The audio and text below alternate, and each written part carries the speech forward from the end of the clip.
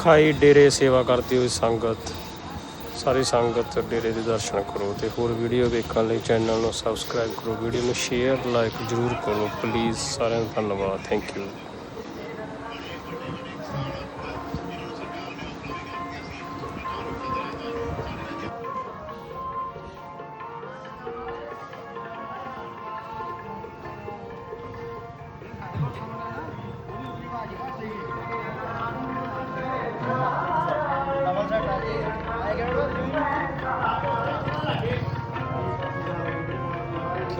पता ही लगना